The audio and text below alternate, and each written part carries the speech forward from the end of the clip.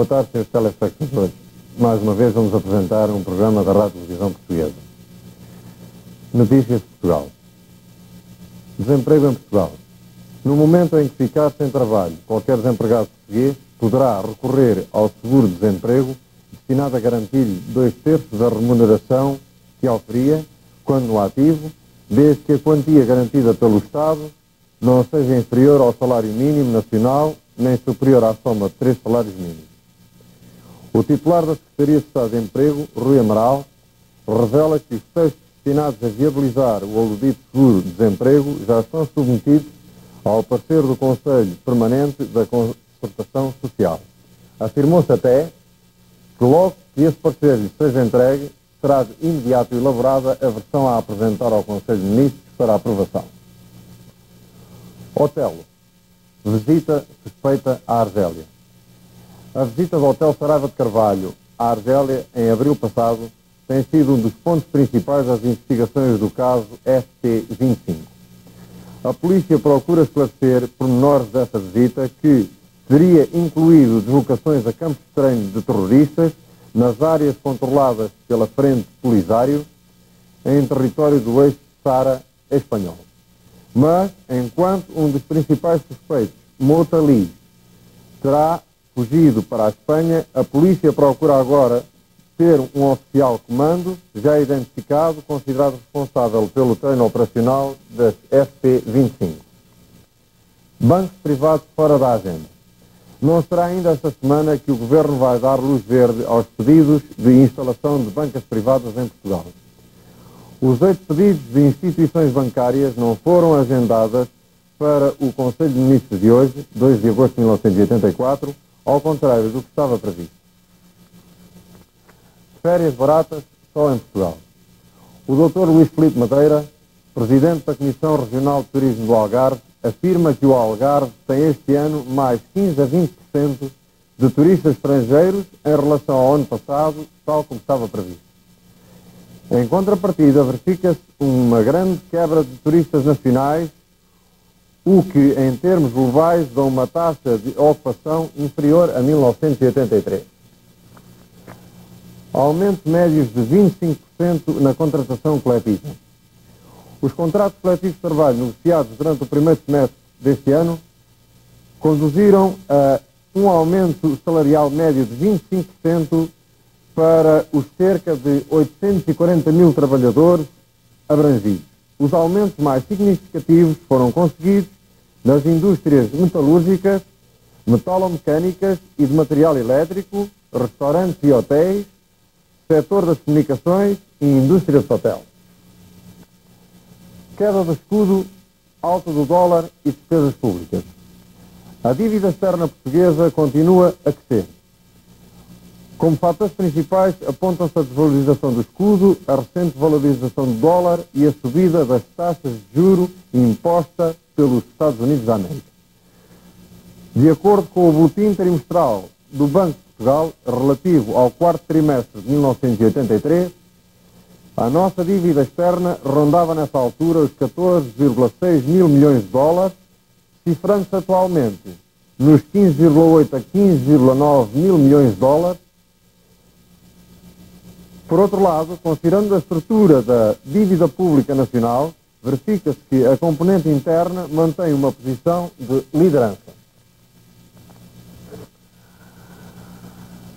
Férias no estrangeiro, Governo autoriza mais saídas de visas. Perante a constante desvalorização do escudo, o Governo decidiu esta semana atualizar os limites máximos de moeda com que os portugueses podem deslocar-se ao estrangeiro. Até aqui, o limite fixado era de 30 mil escudos desde julho de 1980, passando agora para os 70 mil escudos por cada cidadão adulto, 50 mil escudos para os jovens e 30 mil escudos para crianças com idade inferior a 12 anos. Entretanto, o imposto de saída do país foi alterado, passando os 1000 escudos a ser cobrados apenas aos cidadãos nacionais e estrangeiros residentes em Portugal. Construção civil. Quebra de 67% no primeiro trimestre de 1984. O lançamento de novas obras de construção civil no primeiro trimestre deste ano situou-se a 67,7%. Abaixo do valor das adjudicações em igual período do ano passado, afirma a Associação das Empresas de Construção e Obras Públicas do Sul, num comunicado divulgado na segunda-feira. Segundo essa associação, em março, as empresas utilizaram apenas em média 60,5% da sua capacidade produtiva, tendo de elaboração assegurado somente 6,8%. Açores, exportação de gado. Os Açores colocaram de janeiro a meados de julho nos mercados do continente e Madeira 2.300 cabeças de gado bovino, de acordo com uma fonte da empresa de transportes marítimos. O porta-voz daquela companhia referiu, contudo, estar presentemente a verificar-se uma certa dificuldade na colocação do gado vindo dos Açores no exterior em relação a épocas de verão de anos anteriores. Os lavradores açorianos incrementam a venda de gado bovino no verão devido principalmente à escassez de alimentos. Eleições nas regiões autónomas. As eleições para os parlamentos das regiões autónomas dos Açores e da Madeira efetuam-se a 14 de outubro, anunciou o Presidente da República, Sr. General Ramalho Yanes. Câmbio do dólar. Nas primeiras semanas de agosto, o câmbio do dólar canadiano variou entre 112 escudos e 114 escudos portugueses, logicamente. Grande fraude bancária no Porto. Uma fraude bancária entre 17 mil e 20 mil contos foi detectada no Banco da cidade do Porto. O suspeito do envolvimento do caso não se apresentou ao serviço depois de ter voltado de férias, não se sabendo do seu paradeiro. O Jornal Notícias revela que a bomba terá arrebentado há 3 ou 4 semanas na secção de finanças da União dos Bancos Portugueses na Rua Sá da Bandeira e o assunto está a ser averiguado debaixo de grande sigilo. E por hoje, senhores telespectadores, é tudo. Muito obrigado pela vossa atenção e seguidamente vamos apresentar o cancionista João Sequeira, que irá cantar Canção do Subúrbio.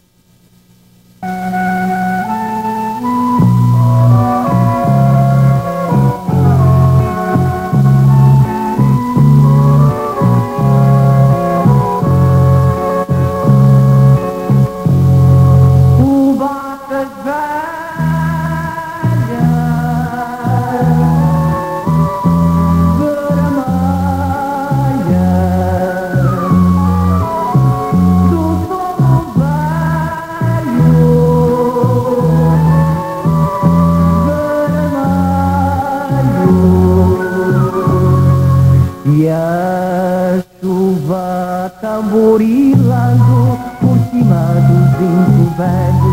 E a chuva tamborilando por cima do vinho velho. E a minha velha lavando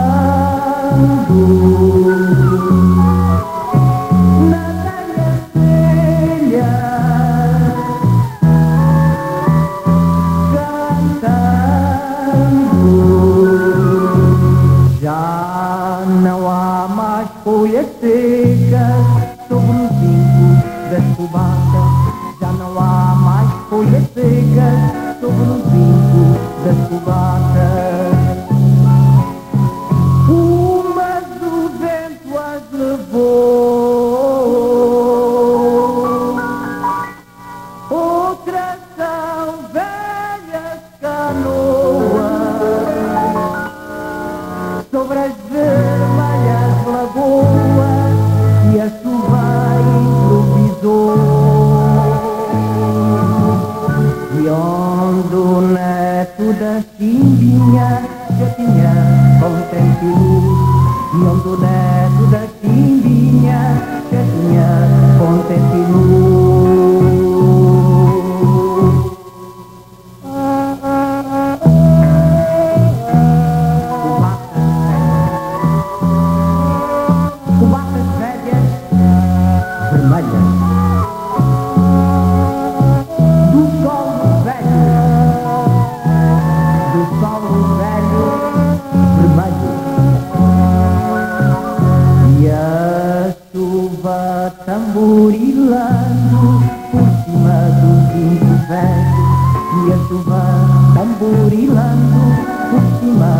muito velho. E a minha velha,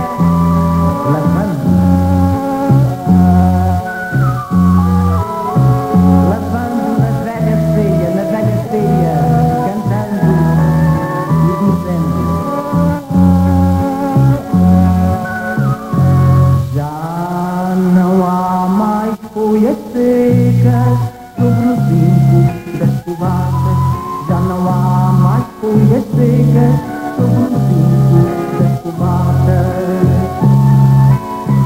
Umas o vento as levou, outras são velhas canoas sobre as vermelhas lagoas e a chuva improvisou. E onde o neto da chimbinha já tinha contente luz. E onde o neto da chimbinha já tinha contente luz. E onde o neto da chimbinha já tinha contente luz. E onde o neto da chimbinha já tinha contente luz. E onde o neto da chimbinha já tinha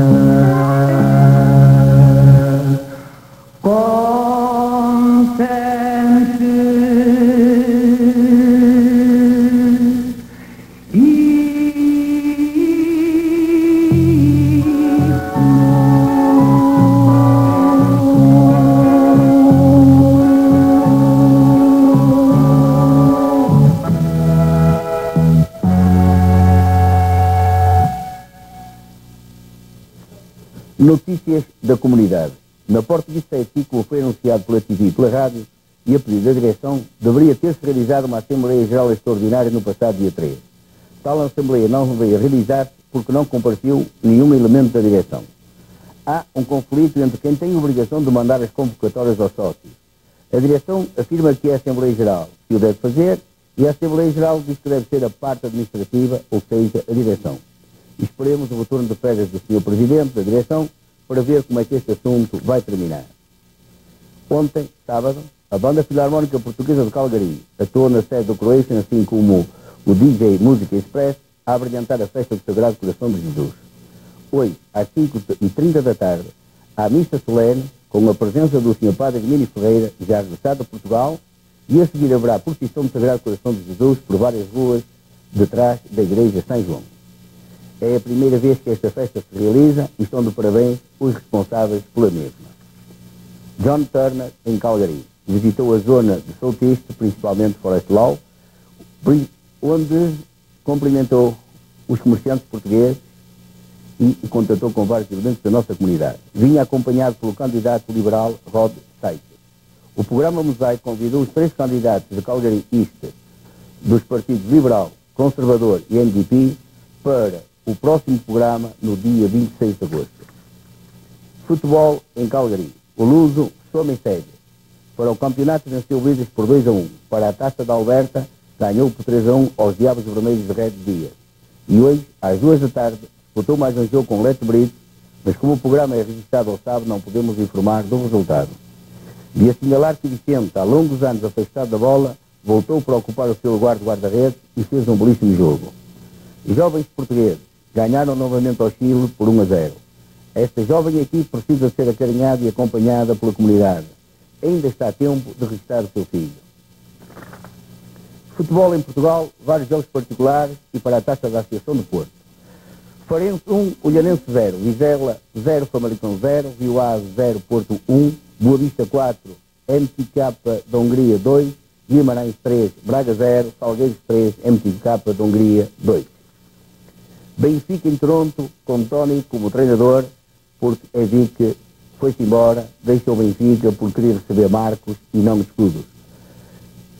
Perdeu novamente o Benfica com o Beleza, há um ano foi por 1-0 em campo de Carpete. E agora, sob relva, perdeu por 2-0 e, francamente, eu que assisti ao jogo, não vi nada de especial do Benfica, a não ser 11 artistas a recriarem-se com a bola. O Benfica levou 8 mil contos, mas será que volta a ser convidado? Calixto Toio, o presidente do Beleza, declarou que com a sua reserva ganha o Benfica na Luz, mas eu não acredito. Futebol, transferências, sensação, Futre, o menino de ouro de Alvalade, transferiu-se para as Antas. Depois de Jaime Peixete e Sousa assinarem pelo Sporting, o Porto contra-atacou e levou o jogador que é a maior esperança portuguesa. Alberto Bastos Lopes deixou o Benfica e vai para o Bolonense. Razão, quem vai ser? Atletismo. Mamed, que venceu a sua série com o tempo de 28, 21, 88, desistiu na final. Já é costume. Aurora Cunha ficou em sexto lugar nos 3 mil metros. António Leitão, nos 5 mil metros, vai à final. Na maratona, Carlos Lopes, a nossa esperança para uma medalha, corre hoje. Mas como este programa foi fechado ontem, é-nos impossível falar sobre a sua atuação. Natação. Yokotsi chegou às finais dos 2 mil metros brutos. Pela primeira vez na sua história, a natação portuguesa teve um representante numa final olímpica. Aconteceu quinta-feira e o feito foi escrito por Alexandre Yokotsi, estudante do primeiro ano de Engenharia Metalúrgica do Instituto Superior Técnico, atleta do Benfica, que aos 19 anos, nasceu a 13 de fevereiro de 65, viu coroar uma carreira onde os êxitos têm sucedido a outros êxitos. À partida para Lausanne, Dario Yokotsi, pai e técnico de Alexandre, dizia a propósito da participação portuguesa nas provas que se estão a disputar na piscina da Universidade do Sul da Califórnia. O que eu queria é que eles fizessem em Lausanne o seu melhor tempo de sempre, o melhor tempo da sua vida, e se possível que o Alexandre ficasse na final de dia. Pois Alexandre Yokotsi fez à vontade. Com o tempo conseguido na sua eliminatória, não só conseguiu estar na final dos 200 metros brutos, final A, entenda-se, e não B, como timidamente se lhe pedia, combateu o recorde nacional absoluto ibérico e latino. Rosa Mota na maratona. A norte-americana Johnny Benoit fez uma espécie de passeio no domingo passado de manhã para ganhar a maratona feminina olímpica. Adiantou-se cedo às suas adversárias e não cessou de aumentar o avanço para entrar no Coliseu como primeira. As medalhas de prata e de bronze, Grete White, Noruega, e Rosa Mota, Portugal, realizaram também excelentes provas no que pode ser definido como a melhor maratona feminina de todos os tempos, com 9 atletas abaixo das 2 horas e meia. O perfil da campeã. Rosa Mota, a primeira mulher portuguesa a ganhar uma medalha em Jogos Olímpicos, nasceu a 28 de julho de 58 na Foz do Douro, no Porto. 1.200 contos de prémio governamental. A dupla Rosa Mota e José Pedroso, seu treinador, ganhou 1.200 contos com o terceiro lugar da atleta na maratona feminina. Divulgou em Lausanne o secretário de Estado de Esporte. Miranda Calha revelou que a atleta e o seu técnico vão ser os primeiros a ser beneficiados de um despacho em que se prevê a atribuição de prémios monetários por medalhas conquistadas nos Jogos Olímpicos. O nosso entrevistado de hoje é uma das figuras mais conhecidas da nossa comunidade e um dos seus membros mais influentes. José da Costa tem 50 anos de idade e há 27 anos que está no Canadá.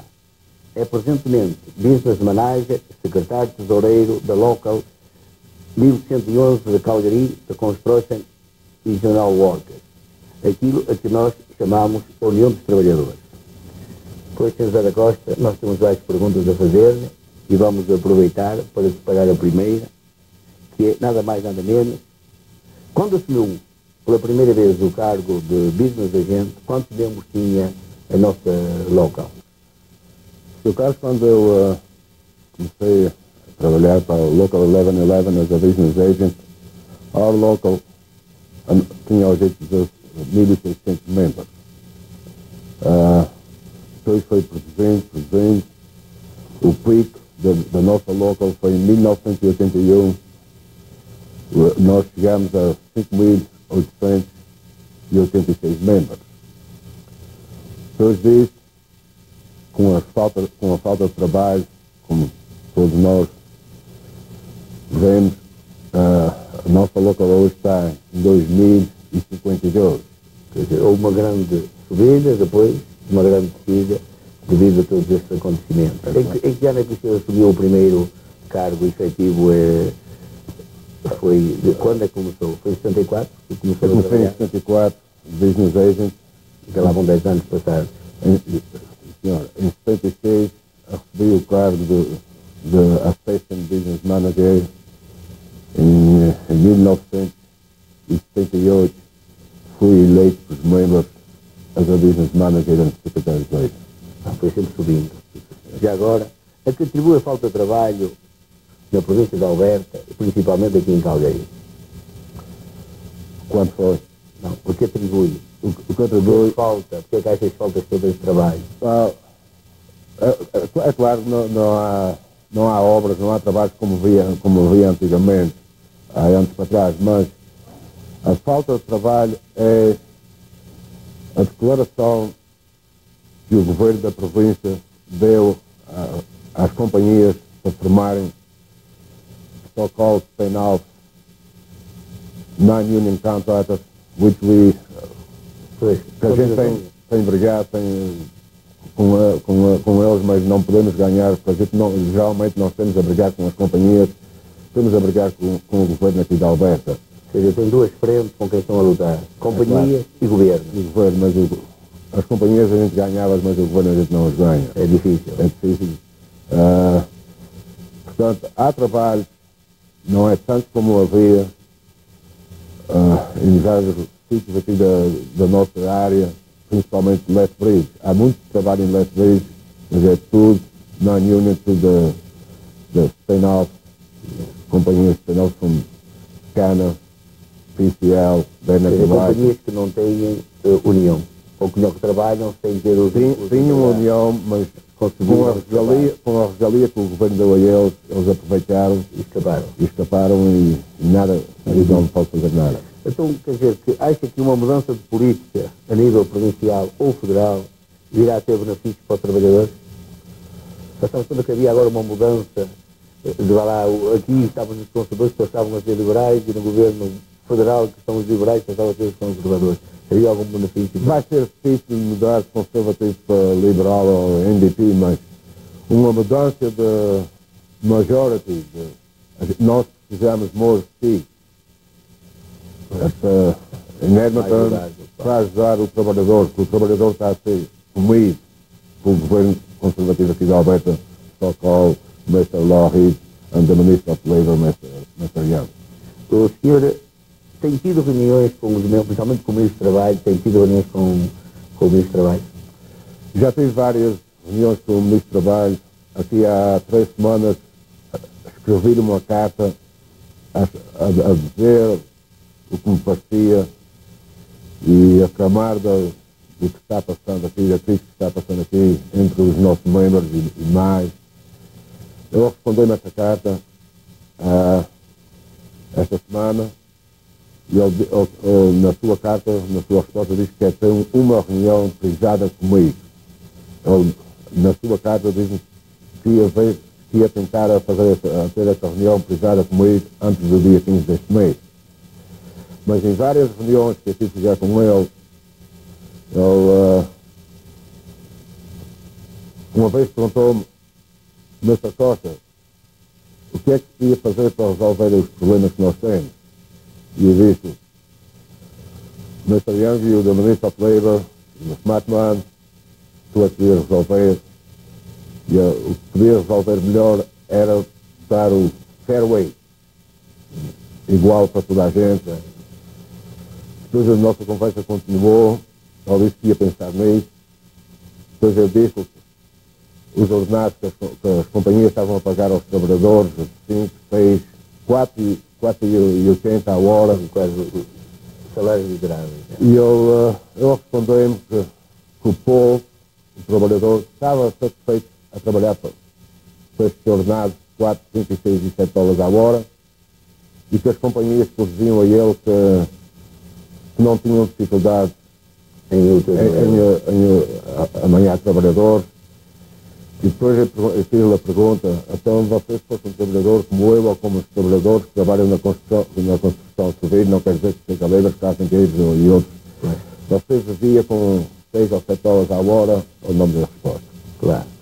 E quanto a mim parece que há falta de militância entre os trabalhadores, quer dizer, se todos os trabalhadores realmente se unissem, se tivessem as mãos na mão e não aceitassem esses salários, as coisas teriam que ser ouvidas de outra maneira. Sim, senhor. Há falta tanto do trabalhador tanto de trabalhadores como de business people, Safeways, managers of Safeways banks, because if you don't have, se não fizeres dinheiro, não podes gastar dinheiro. Nós, como eu acabei de dizer, escrevi uma carta ao Mr. Young. Na minha carta, sei que tinha uma carta pesada, mas era o que eu tinha na minha ideia. Toda a gente, é claro que estou a falar português, mas os portugueses todos deviam escrever uma carta ao Ministro de Labour a reclamar sem ter trabalho, as dificuldades que têm de pagar as suas mortgages, ou as suas rendas, ou os seus bens de casa. Todos eles deviam escrever uma carta a ele. Nós queremos aproveitar para fazer um apelo, então, para que todos os trabalhadores escrevam diretamente ao Ministro do Trabalho, a expor as suas dificuldades, os seus pagamentos que têm a fazer, a sua boa vontade que têm de trabalhar, e até faço mais um apelo de aqueles que deixaram de ser membros por qualquer motivo, tornem-se membros da União, porque se a União for forte, quanto mais unida estiver, muito melhor é para os trabalhadores. É claro. O que é que vamos ter agora o próximo ano? Zero. Nós temos atravessado uma crise feia no presente, mas vai se tornar pior ainda no futuro. Gostaria muito de estar enganado nesta ocasião, mas pelo que eu vejo, as conversas que eu tenho com várias companhias, várias gente graúda, vai se tornar pior. Pois, Sr. Costa, nós temos que agradecer em nome do programa de a sua comparência, mas os 9 minutos que nos deram já estão ultrapassados, pois talvez outra oportunidade, talvez com um pouco mais de otimismo a gente se vai encontrar aqui. E muito obrigado por ter aqui vindo. Obrigado, eu. E um hello a todos os membros da local.